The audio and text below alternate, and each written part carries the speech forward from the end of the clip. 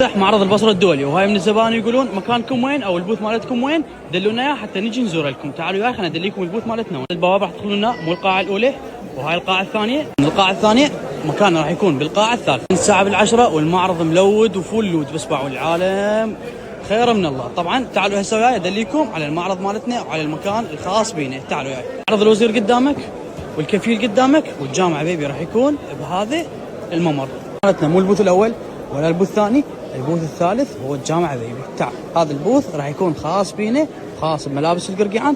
تعالوا شوفكم الموديلات. عندنا الطفله وحدها، وعندنا حتى الدشداشه الولاديه موجوده وحدها، وهاي هي التوزيعات موجوده بالمعرض. موضوع الجامع بي وين ما يروح يسوي عروض. بس شوفوا لي هذا الكرتون عليه عرض خاص على تعالوا وياي اشوفكم السعر مالته. قبل لا اشوفكم السعر مالته شوفوا لي الموديل. بالله افتح لي خلينا نشوفه. اسمعوا لي الفانوس الرمضاني، طبعا السعر مالته جاي ينباع 3 و3 ونص و4.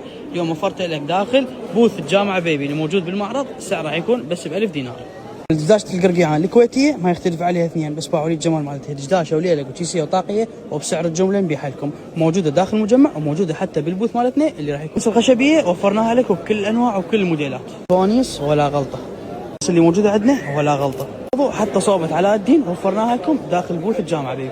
فئات رمضانية وفرناها لكم، وراح يكون السعر مالتها بس ب 500 دينار. يسألوني ام خماس وام محصة وين؟ بس شوفوا لي هاي ام خماس وهاي ام محصة، راح يكون سعر القطعة 3000 دينار. سيارات وفرناها لكم، السعر مالتها راح يكون بس ب1000 دينار. اسمعوا الاشكال، اشكال خير من الله. اسمعوا لي سعر القطعة راح يكون بس ب1000 دينار.